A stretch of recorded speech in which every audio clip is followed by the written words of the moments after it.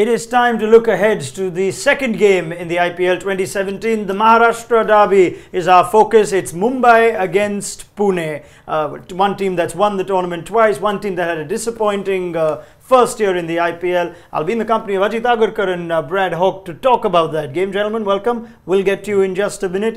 You know how we do the previews. We're going to put our experts on the clock and discuss 5 matchday match points. Let's start with matchday match point number 1. And this is a team, Mumbai, that can pretty much show up about 2 weeks into the tournament and nobody will notice because they are perennial slow starters. That's our first chat. And I'm going to set this topic up by showing you how they started in the last 3 years. And they've gone in perfect synergy because in 2014, in the first 5 games, they won nothing. In 2015, they won 1. In 2016, they've won 2. By that logic, they should win 3 out of 5, but that's not how cricket works. So I will now go to Ajit Agarkar and Brad Hogg.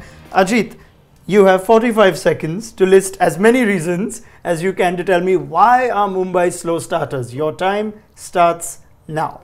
That's it. They haven't figured it out in 10 years. You want me to do it in 45 seconds? It's a tough one. It's, you don't necessarily know the reason. Yes, a lot of the years they've picked up momentum and made sure they get to the playoffs. It's not something the team would want to do every year. It's not going to work. It's a hard one to put a finger on because they are quite a settled team over the years and shouldn't happen. Pune, on the other hand, might be happy that they're playing Mumbai first. Yeah, well, a good economic use of your time. Let's move to Brad Hogg. I'm going to put the same question to you, Brad. Maybe you can tell me as an international player what tends to make a team start slowly. 45 seconds for you as well to tell me why Mumbai just can't get off the grid running. I just think that they're very unsettled. Generally, they're one of those teams that change their team throughout their season. And that's a little bit difficult for the players, knowing where they're batting, whether they're in their team, what order they are in that batting lineup, whether they're going to play as a bowler. So for me, it's that unsettledness amongst the group, whether they're going to play or not. But the other thing is, I'll tend to disagree with Ajit in a sense. I like to see momentum out the end. And if you look at 2014, 15, they won 4 of their last 5 games. And one of those years they won the flag. That was in 2015. Last year they lost 3 of their 5 games. That's why they weren't in the final. You've heard it. I know as football fans, United Arsenal fans, trophies won in April. Darryl Cullen used to say that too. The IPL's not won in April. You're doing really well on time though. Yeah, very good on time. It's won in May. So I hope you've got some answers as to why Mumbai tend to start slowly, but we'll have to see if they can do any better this time round. Well, time to move on to matchday match point number 2 now, and we've got an interesting start to this story. It's Mumbai, the Turtle and the Rabbit. That's because the way they progress in their innings, it's baffling, it's bamboozling. They've got so much firepower up top. They've got the quality batsmen even in the lower order. But as I set up the discussion for Brad Hogg and Ajit Agarkar to take against the clock, here are some numbers before that to put things in context. And the reason we call it the hare and the tortoise race is that when they start in the power play, the run rate is 7.35 in the last 3 seasons. That is the 8th worst amongst 10 teams in the IPL. At the death, though, something just goes berserk and they go at 11s, and that's the second best among all IPL teams in the last 3 years. So I'm going to try and make sense of it now by asking Brad Hogg and Ajit Agarkar to delve a little more light. Brad Hogg, it's probably about the personnel that they choose up top at the order. Why don't you tell me in 45 seconds how they need to fix it in order to get that run rate up in the power play? Your time starts now. I'd like to see Sharma out the top, bat with Simmons. Simmons take the bowling on, Sharma play a Darwin type role like Darwin plays with Warner. So Sharma just controlling the innings all the way, and I'd like to see Butler go up to 3, take on the bowling in that first 6 overs in that power play if they lose an early wicket. The other thing with their batting lineup, I'd like to see Pollard coming in the 12th over. So he's got the role.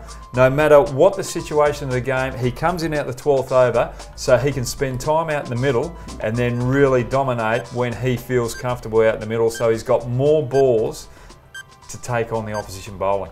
Perfect. And in time, go to Ajit Agarkar. The whole chat about Rohit Sharma, who you know very well. Just to talk about Rohit, because the stats actually suggest he's better off in the middle order. This is Rohit Sharma in the last 3 seasons. Opening 17 times strike rate of 134. Number 4, he's played more there. but Mumbai have actually won more games when he's batted at 4 than when he's opened.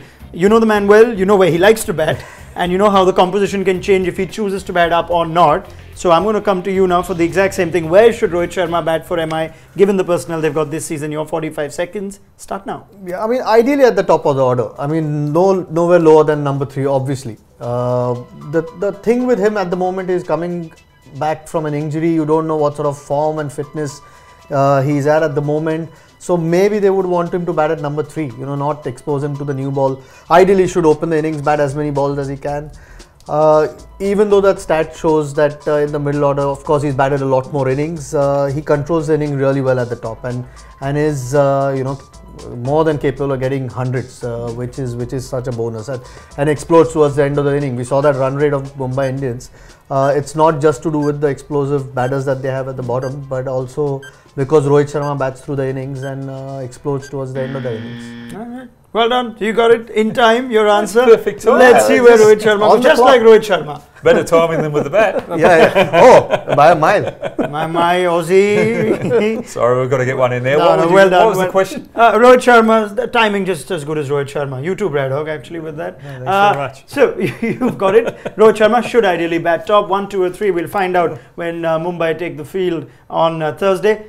Let's move on to match day match point number 3, and this time we're going to discuss whether Adam can fill Ash's shoes, because they're without R. Ashwin. Adam Zampa now, he came in last season and was one of the few shining thoughts for RPS on an otherwise fairly dark campaign. So let's get to Ajit Agarkar and first just talk about how big a loss R. Ashwin is. We're just going to have a quick look at some numbers before that. Their bowling options rather. There are a few of them. Ashok Dinda, Unadkat, their pace bowling has been the question. Ajit Rajat Bhatia has done a job for them. Shardul Thakur is now part of the team. Ishwar Pandey, there's not much in the pace department. Overseas, they've of course got Ben Stokes. I think he might play. And Adam Zampa, and Imran Tahir was picked as a replacement for Mitch Marsh.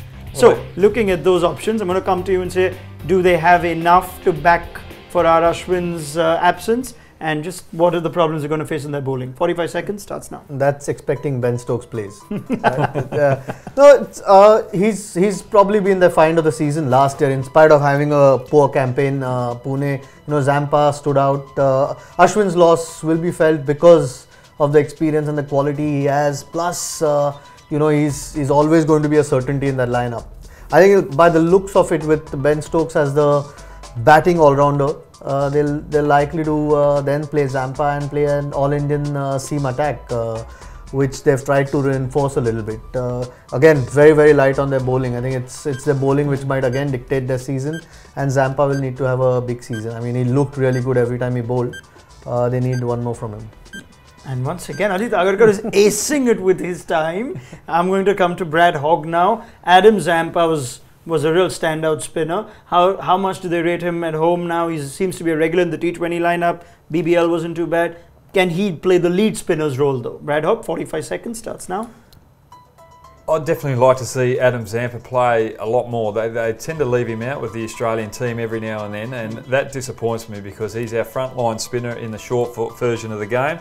They might go with Tahir, the wicket-taking option, but with their pace options not being so tight, they might go with Zampa, who's got a better economy rate. So I think Adam Zampa's going to play a big part. You've got Ben Stokes there, he's playing the all-rounder, but he's got an economy rate of 8.6, so you can't rely on Stokes to bowl his 4 overs. He's going to come on and try and be that wicket breaker type bowler throughout the innings. So they need to play Zampa just because of his economy rate. And again, smashing it out of the park. Yeah. Brad Hogg I thought it was going to go a bit longer as soon as spin bowling came into play. Brad Hogg keeps it short and simple and sweet. Just to make sure, both of you would play Zampa ahead of Tahir, given a choice.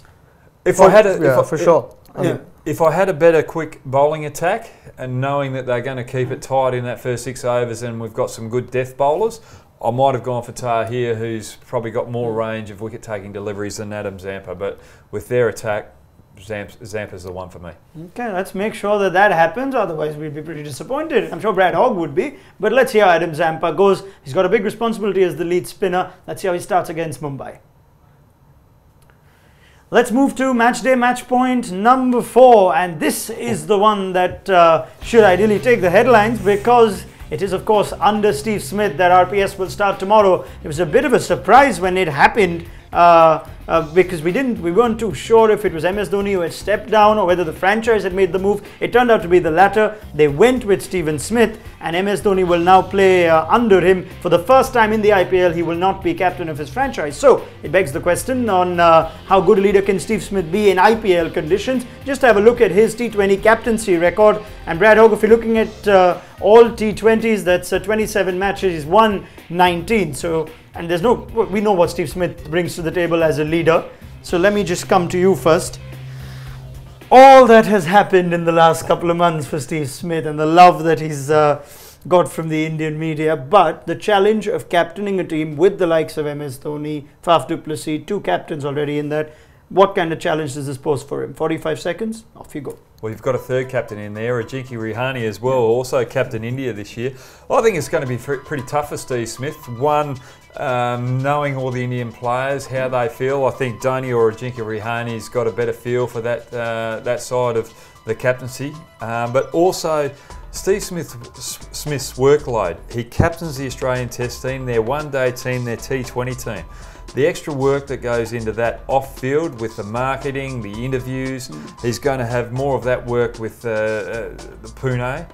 And that's going to put a lot of pressure on his performance out in the middle because it is a big ask to captain all forms of the game and then go and captain an IPL team. I would have liked Dhoni to still be captain. Ooh, okay, you've heard it. Let's hope he keeps his brain level and nice and steady to see it through. The question is on MS Dhoni. Ajit Agarkar has played a lot under MS Dhoni as captain. Maybe we talk a bit too much about how would Dhoni the player be. Even when Virat was made limited overs captain, we were going all over that. We saw one series go by just fine. But just your thoughts on what Dhoni would be like, or what you could think he'd be like as a non-player. Your 45 seconds, Ajit, off you go. I think that's probably one of the advantages Steve Smith would have. I mean, ideally, I agree with Brad. I mean, I would have preferred Dhoni to be captain. Sometimes it helps if you have an Indian captain leading an IPL team, because he's always going to be a certainty. But the character that MS Dhoni is, I don't think, I'm sure he'll make Steve Smith's job a lot easier in spite of having been captain for so long, for so many teams.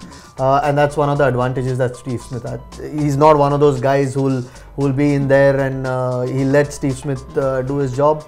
Might take the burden off his shoulders as well. I mean, he's been leading teams for forever. As far as I can remember. So might make him play a bit more freely. Okay, yeah, you've heard it. Right, last ball just out of the park. Play freely like MS Dhoni does. We'll see how things go under Steve Smith's leadership. Should be just extraordinary to watch to see Steve Smith take on the take captaincy on in a team with MS Dhoni.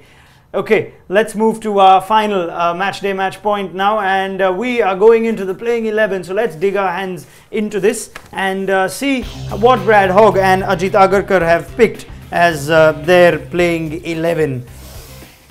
I think we're going to go with Bradley Hogg's pick first. So let's get that on screen and see why Brad Hogg has picked the 11 that he has. First, see which 11 he's gone for the rising Pune Super Giants. I wonder if that's the batting order as well that you'd like, with Rahane and Mayank at top, which means Faf at 3, Steve Smith at 4, and then of course Ben Stokes. Wow, have you picked Imran Tahir as your overseas spinner? All right, 45 seconds, Brad Hogg, go for it. Well, I did pick Tahir because I think he's a wicket-taking option. But I would have liked to have picked Zampa in front of Ben Stokes as well, but they've spent too much money on Ben Stokes, so you've got to play him. I'm favouring the leg spinners, but I've gone for that team. I just think it's a well-balanced team. I'm very tough on Zampa there. I just like the wicket-taking option on the Pune wicket. It's just a pity that Zampa's not Indian. Yeah, you bet, since we spoke about him as well. yeah, exactly right. You can't play 2 overseas spinners, so I've gone for that lineup. I think it's a balanced team. I'm just worried about the pace attack. Okay. Let's move to the Mumbai likely 11. I'm starting to think they might play Tahir ahead of Zampa. Brad Hogg's convinced me, in spite of what we've thought would happen. Let's take Ajit Agarkar's 11 for the Mumbai Indians. and have a look at what he's gone for. You've gone for Lendl Simmons at the top with Parthiv Patel, Kieran Pollard, Josh Butler, the other two overseas, and Mitch McClanagan over Mitch Johnson, who returns to Mumbai Indians for another season. Just let's get, I'm not sure Ambati Rayudu will back as low as that, but we'll see how it goes. Ajit Agarkar, 45 seconds to explain your 11. Off you go. Yeah, nor will Josh Butler behind the two Pandyas. I mean, I don't think that's going to happen. Or Pollard. I've just picked Parthiv Patel to start the season. I mean, he did okay for them last season, and he can only bat at the top only because of Rohit's, maybe fitness and form, and not maybe put too much pressure on him early on to get off to a flyer.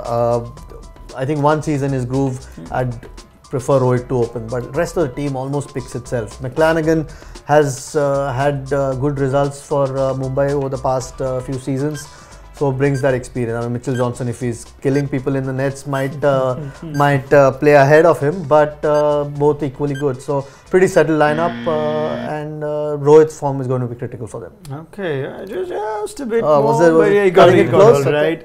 But thank you very much, Ajit Agarkar, Brad Hogg. We will get your thoughts on our 7:30 p.m. show, which I'm sure you will join us for. It'll be live on Facebook, YouTube, as well as the site itself. Send your questions with hashtag Ask Hoggy, Ask Ajit, and hashtag Matchday. We'll be live at 7:30, like I said, before the Mumbai-Pune game. Until then, goodbye.